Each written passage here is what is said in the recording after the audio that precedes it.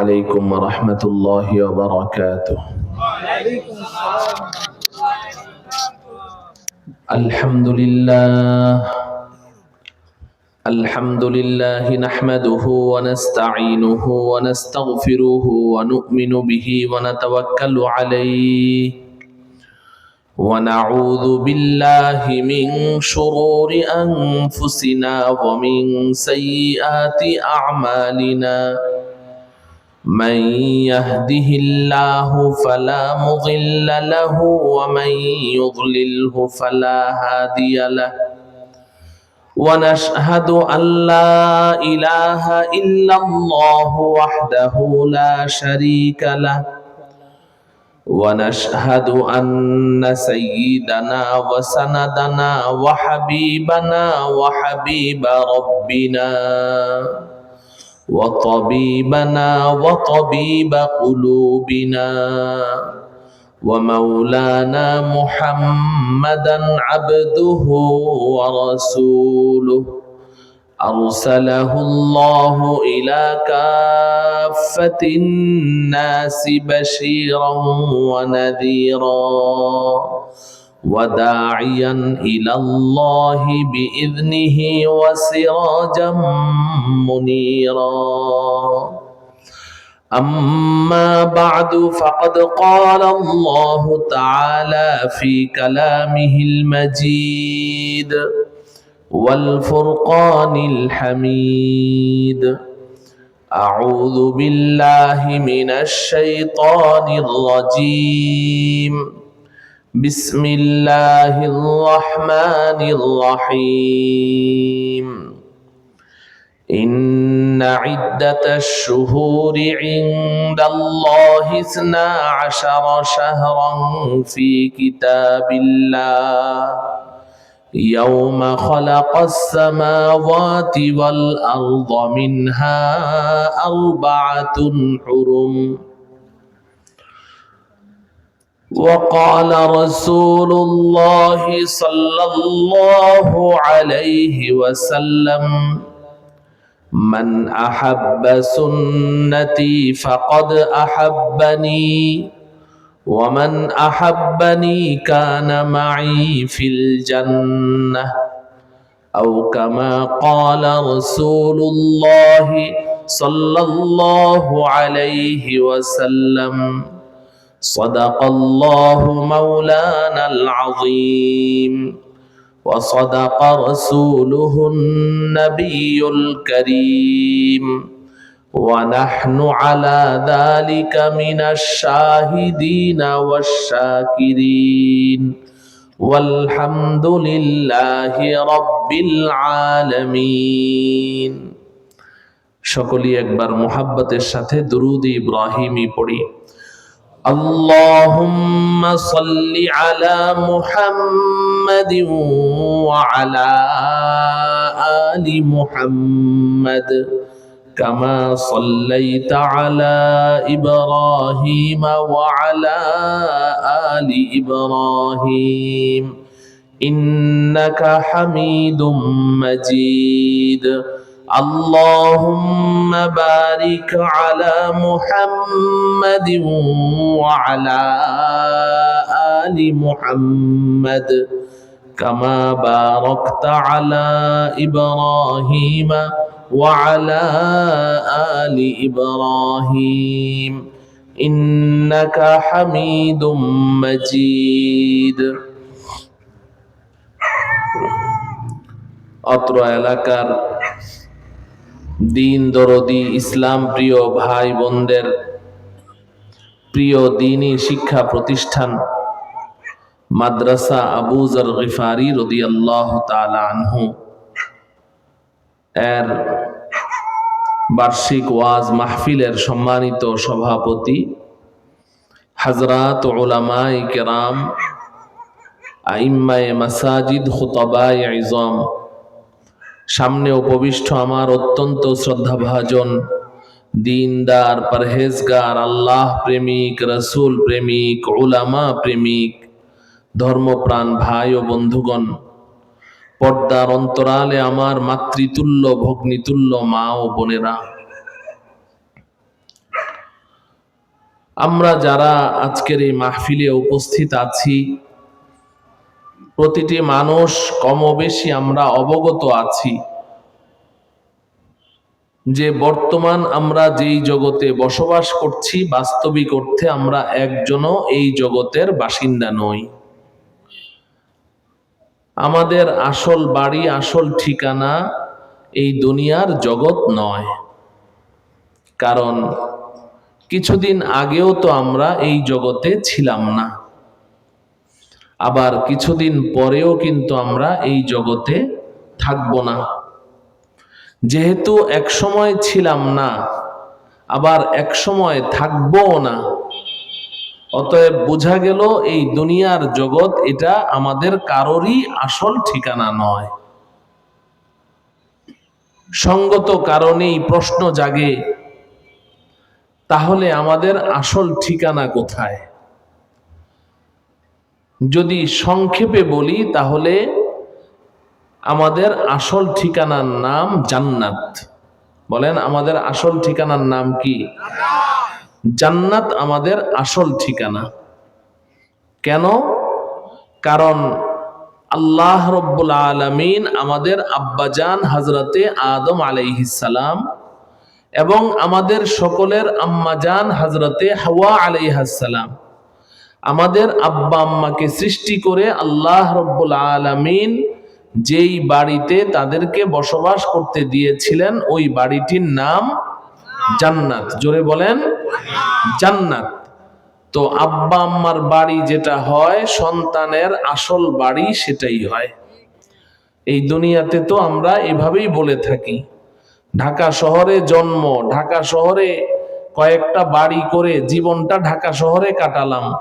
তারপরেও যদি কেউ জিজ্ঞাসা করে আসল বাড়ি কই, বলি কুমিল্লা, কেউ বলি নোয়াখালী, কেউ বলি ময়মনসিংহ, কেউ বলি সিলেট। ঢাকাকে আসল বাড়ি বলে না। যদি জানতে চাই যে ভাই আপনার জন্ম এখানে, থাকেনও এখানে, বাড়িও করলেন এখানে, তাও আপনি ময়মনসিংহকে আসল বাড়ি বলছেন, কারণ কি? বলে ওইটা আমার বাপ দাদার ভিটা বাড়ি, ওইটাই আসল বাড়ি। বলেন ঠিক কিনা? ও আমার প্রিয় মুসলমান ভাইয়েরা, যদি তাই হয় তাহলে একজন ইমানদার মুসলমানের আসল বাড়ি তো কুমিল্লা, নোয়াখালী, সিলেট, চিটাগং কিংবা রংপুর, দিনাজপুর, গাইবান্ধা হতে পারে না। প্রতিটি ইমানদার মুসলমানের আসল বাড়ির নাম কি? জান্নাত আমাদের আসল বাড়ি। আল্লাহ রব্বুল আলামিন আমাদের আব্বা আম্মাকে সৃষ্টি করে জান্নাতে দিয়েছেন, কোনো কারণবশত তাদেরকে জান্নাত থেকে বের করে দিয়েছেন, কিন্তু চিরদিনের জন্য বের করে দেননি, কিছুদিনের জন্য বের করে দিয়েছেন, কিছুদিনের জন্য, অল্প দিনের জন্য। এবং আল্লাহ রব্বুল আলামিন ওয়াদা করেছেন, ফাইম্মা ইয়াতিয়ান্নাকুম মিন্নি হুদা فمن تبع هداي فلا خوف عليهم ولا هم يحزنون। আদম হাওয়া জান্নাত থেকে নেমে যাও, ইহবিতু মিনহা জামিআ, তবে পৃথিবীতে গিয়ে তোমার সন্তানদেরকে বলে দিও যে আমার পক্ষ থেকে আমি হেদায়েত নামের একটি ব্যবস্থাপত্র পাঠাবো, হেদায়েত নামের একটি ব্যবস্থাপত্র পাঠাবো। এই জান্নাত যেহেতু তোমাদের হাতছাড়া হয়ে গেছে, এই কারণে তোমাদের সন্তানদেরও হাতছাড়া হয়ে গেছে। এই জান্নাতের মালিকানা ছুটে গেছে, তোমাদেরও তোমাদের সন্তানদেরও। কিন্তু আমি আল্লাহ বড় মেহেরবান, দয়াশীল। আমি আল্লাহ নিজেই আবার এই জান্নাতের মালিকানা ফিরে পাওয়ার জন্যে আমি নিজের পক্ষ থেকে হেদায়েত নামের একটা ব্যবস্থাপত্র পাঠাবো, নবী রসুলগণের মাধ্যমে পাঠাবো, আসমানি কিতাবের মাধ্যমে পাঠাবো, বিভিন্ন মাধ্যমে। এবং যখন নবী রসুল থাকবেন না, তখন ওয়ারাসাতুল আম্বিয়া, নবীগণের উত্তরাধিকারীদের মাধ্যমে আমি ব্যবস্থাপত্র পাঠাবো।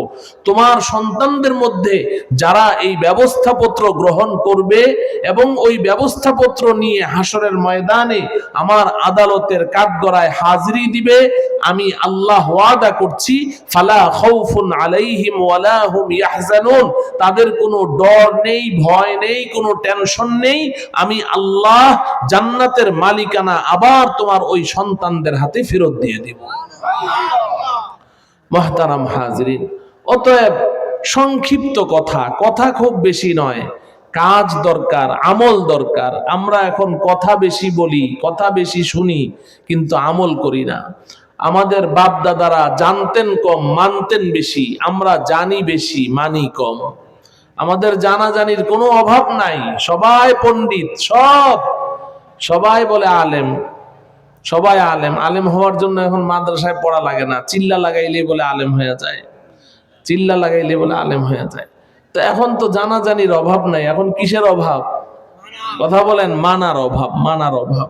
ও আমার প্রিয় ভাইয়েরা, তো এই যে আজকে আমরা মাহফিলে এসেছি, এই মাহফিলে শীতের মধ্যে আমরা বসে আছি, এই এলাকার আরো কত হাজার হাজার মানুষ এই মাহফিলের এলান শুনেছে, মাহফিলের পোস্টার হ্যান্ডবিল দেখেছে, মসজিদে মসজিদে এলান হয়েছে, মাইকিং হয়েছে, কিন্তু এতগুলো মানুষের মধ্য থেকে আল্লাহ রব্বুল আলামিন আমাদের কিছু মানুষকে পছন্দ করেছেন, বাছাই করেছেন, নির্বাচন করেছেন আজকের এই মাহফিলে আসার জন্য।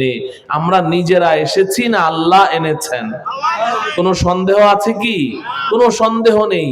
এমনটি নয় যে আপনারা যারা এসেছেন আপনারা সমাজের সব বেকার মানুষ, আপনাদের কোনো কাজ নেই আর ব্যস্ত মানুষগুলো মাহফিলে আসেনি। না না না না, বেকার গুলোই মাহফিলে আসে না, ব্যস্তরাই মাহফিলে আসে। ব্যস্তরাই আসে। যারা বেকার তারা দুনিয়াতেও বেকার, আখিরাতেও বেকার। আর যারা ব্যস্ত তাদেরকে আল্লাহ পাক যেমন দুনিয়ার সংসারের কাজে ব্যস্ত রাখেন, বিভিন্ন ঝামেলায় ব্যস্ত রাখেন, দ্বীনের কাজেও আল্লাহ তাদেরকে ব্যস্ত রাখেন। তো আল্লাহ পাক যে আমাদের আজকে এই মাহফিলে এনেছেন, এটার জন্য আমরা খুশি না বেজার? এই জন্য রব্বুল আলামিনের দরবারে সবাই শুকরিয়া আদায় করি, আলহামদুলিল্লাহ। মুহতারাম হাজিরিন, আমরা জানি যে জান্নাতের মালিক হওয়ার জন্য, চিরস্থায়ী ঠিকানা জান্নাতের মালিক হওয়ার জন্য দুই জিনিস লাগবে। কয় জিনিস লাগবে? দুই জিনিস লাগবে। খুব ভালো করে বুঝেন, সংক্ষিপ্ত কথা। কোরআনে কারীমে আল্লাহ পাক বলেছেন, মান আমিলা সালিহাম মিন যাকারিন আও উনসা ওয়া হুয়া মুমিন ফালানুহয়িয়ান্নাহু হায়াতান তাইয়্যিবা وَلَنَجْزِيَنَّهُمْ أَجْرَهُمْ بِأَحْسَنِ مَا كَانُوا يَعْمَلُونَ। আল্লাহ রব্বুল আলামিন বলেন, বান্দা তোমরা দুইটা কাজ করো, মাত্র দুইটা কাজ করো, আমি আল্লাহ তোমাদের সাথে দুইটা ওয়াদা করলাম। সুবহানাল্লাহ বলেন। এক নাম্বার কাজ হলো তুমি খাঁটি ঈমানের মালিক হয়ে যাও। এক নাম্বার কাজ কি? খাঁটি ঈমানের মালিক হওয়া লাগবে। বলেন কি? খাঁটি ঈমান, না ভেজাল ঈমান? না, খাঁটি ঈমান। খাঁটি ঈমান কেন বললাম? বুঝা গেল ঈমানের মধ্যেও কি আছে? ভেজাল আছে না নাই? নবীজির জমানায় সাহাবায়ে কেরামের সাথে মুনাফিকরা বসে থাকতো, ওরাও বলতো আমান্না আমান্না, আমরাও ঈমান এনেছি, আমরাও ঈমান এনেছি। কোরআনে কারীমে আল্লাহ পাক তাদের ঈমানকে অস্বীকার করে দিয়েছেন। ক্বালাতিল আ'রাবু আমান্না কুল লাম তুমিনু ওয়ালাকিন কুলু আসলামনা। যারা এরকম ভেজাল ঈমান এনেছে তো তাদের ঈমান তো থাকে কলবের ভেতরে। তো নবীজি কি কলবের খবর জানতেন? নবীজি কি আলিমুল গায়েব ছিলেন? আলিমুল গায়েব একমাত্র কে? আল্লাহ রব্বুল আলামিন। তো এই মানুষগুলো এসে নবীজির সামনে ঈমান প্রকাশ করত, আসলে তো তারা ঈমানদার না, তারা তো কট্টর কাফের, তারা তো ইহুদি খ্রিস্টানদের দালাল ছিল, কিন্তু নবীজির সামনে এসে ঈমানদার সেজে বসে থাকতো। তো আল্লাহ পাক বলছেন যে এই মানুষগুলো এসে আপনার সামনে বলছে আমান্না আমান্না, আমরা ঈমান এনেছি, আমরা ঈমান এনেছি। তো নবীজি না কলবের খবর জানে না, এরা যে ধোঁকা দিচ্ছে, কিন্তু আল্লাহ পাক জানেন কি জানেন না? তো আল্লাহ পাক জিবরিল আমিনকে পাঠিয়ে দিলেন, দিয়ে বললেন এই মানুষগুলো বলছে আমান্না, কুল, ও বন্ধু আপনি বলে দেন লাম তুমিনু, না তোমরা ঈমান আনোনি, তোমরা ঈমান আনোনি, ওয়ালাকিন কুলু আসলামনা, বরং তোমরা বলো যে আমরা নিজেদেরকে মুসলমান হিসেবে প্রকাশ করছি, আমরা নিজেদেরকে মুসলমান বলে জাহের করছি। নবীজির সাহাবাদের সাথে মুনাফিকরা বসে থাকতো, মুনাফিকরা বসে থাকতো। সাহাবায়ে কেরামও মুনাফিকদেরকে চিনতেন না। আবু বকর সিদ্দিক বসে আছেন, ডানে বামে দুই মুনাফিক বসে আছে, একেবারেই চেহারা সুরত সব, দাড়ি টুপি পাগড়ি জুব্বা সব কিছু মুসলমানদের মতো, তাদের নামাজ রোজা সব মুসলমানদের সাথে, কিন্তু বাস্তবিক অর্থে তারা ঈমানদার নয়। তারা এত বেশি ঈমানের দুশমন, এত বড় দুশমন। কোরআনে কারীমে আল্লাহ পাক বলেছেন, ইন্নাল মুনাফিকিনা ফি দারকিল আসফালি মিনান নারি ওয়ালান তাজিদা লাহুম নাসীরা। যে মুনাফিকদেরকে আল্লাহ পাক কাফের মুশরিক বেঈমানদেরকে যেই জাহান্নাম দিবেন, তার চেয়েও আরো ভয়ঙ্কর, যন্ত্রণাদায়ক, আরো নিম্ন স্তরের জাহান্নামে মুনাফিকদেরকে আল্লাহ পাক নিক্ষেপ করবেন। অথচ তারা নিজেদেরকে ঈমানদার বলে দাবি করছে। তাহলে বোঝা গেল ঈমানের মধ্যেও খাঁটি ঈমান আছে, ভেজাল ঈমান আছে না নাই? আছে। তো এজন্য আমি বলছি যে আল্লাহ পাক বলছেন যে তোমাদের এক নাম্বার কাজ হলো খাঁটি ঈমানের মালিক হও। ঈমানের সাথে শিরিকের সংমিশ্রণ থাকতে পারবে না, ঈমানের সাথে কোনো বেদাতের সংমিশ্রণ থাকতে পারবে না। শিরিক মুক্ত ঈমান, বেদাত মুক্ত ঈমান। বলেন কি কি? শিরিক মুক্ত ঈমান, বেদাত মুক্ত ঈমান। মনে থাকবে তো ইনশাআল্লাহ? শিরিক মুক্ত ঈমান হওয়া লাগবে। আমি আল্লাহকে এক বলে বিশ্বাস করছি, এক বলে স্বীকার করছি, লা ইলাহা ইল্লাল্লাহু মুহাম্মাদুর রাসূলুল্লাহ, আল্লাহ ছাড়া আমার কোনো মাবুদ নেই, আমার একমাত্র মাবুদ আল্লাহ, আমার একমাত্র সৃষ্টিকর্তা আল্লাহ, আমার একমাত্র রিজিক দাতা আল্লাহ। আমি আল্লাহকে একজন বলে বিশ্বাস করছি, কিন্তু আবার মনে মনে আবার বিশ্বাস করি যে না, আল্লাহর যেমন ক্ষমতা আছে আমার পীরেরও তেমন কিছু ক্ষমতা আছে। ও আমার প্রিয় ভাইয়েরা, মক্কার কাফের মুশরিক বেঈমানেরা তারা কিন্তু স্রষ্টা হিসেবে আল্লাহকেই বিশ্বাস করত। স্রষ্টা হিসেবে কাকে বিশ্বাস করত? আল্লাহকে বিশ্বাস করত। এই কথাটা আপনারা অধিকাংশরাই জানেন না। কোরআনে কারীমে আল্লাহ বলেছেন, ওয়ালা ইন সাআলতাহুম মান খালাকাস সামাওয়াতি ওয়াল আরদা ওয়া সাখখারাস শামসা ওয়াল কমারা লা ইয়াকুলুন্নাল্লাহ। ও বন্ধু, আমাদের নবীজিকে আল্লাহ বলছেন, যান মক্কার কাফের মুশরিকদেরকে জিজ্ঞাসা করেন, এই আসমান কে সৃষ্টি করেছে, এই জমিন কে সৃষ্টি করেছে, এই চন্দ্র সূর্য কে সৃষ্টি করেছে? আল্লাহ বলছেন লা ইয়াকুলুন্নাল্লাহ। আপনি গিয়ে ওদেরকে প্রশ্নটা করবেন, এই কাফের মুশরিক আবু জাহেল, আবু লাহাবদেরকে প্রশ্ন করবেন, ওরা সাথে সাথে উত্তর দিবে, এই আসমান জমিন আর চন্দ্র সূর্যের স্রষ্টা একমাত্র আল্লাহ। আল্লাহ পাক কাফেরদের সম্পর্কে এই কথা বলছে। ওরা স্রষ্টা হিসেবে আল্লাহকেই বিশ্বাস করত। এই কারণে আল্লাহ পাক কোরআনে অন্যত্র বলছেন, ফাইদা রাকিবু ফিল ফুলকি দাউল্লাহ মুখলিসিনা লাহুদ্দিন। আল্লাহ পাক বলেন, এই কাফেররা, এই আবু জাহালরা, এরা যখন নৌকায় ভ্রমণ করে, জাহাজে ভ্রমণ করে, হঠাৎ করে আপনার উথাল পাথাল ঢেউ শুরু হয়ে গেল, তুফান শুরু হয়ে গেল, এখন নৌকা ডুবে ডুবে অবস্থা। আল্লাহ বলছেন দাউল্লাহ মুখলিসিনা লাহুদ্দিন। ওই সময় এই কাফেররা, এই মুশরিকরা আমি আল্লাহকে ইখলাসের সাথে ডাকতে থাকে, আল্লাহ বাঁচাও, আল্লাহ বাঁচাও, আল্লাহ বাঁচাও। কারা? কারা? কাফের মুশরিকরা। ও আমার প্রিয় যুবক ভাইয়েরা, ভালো করে বোঝেন। তাহলে এই মক্কার কাফের মুশরিক বেঈমানেরা স্রষ্টা হিসেবে কাকে বিশ্বাস করত? যদি আল্লাহকে বিশ্বাস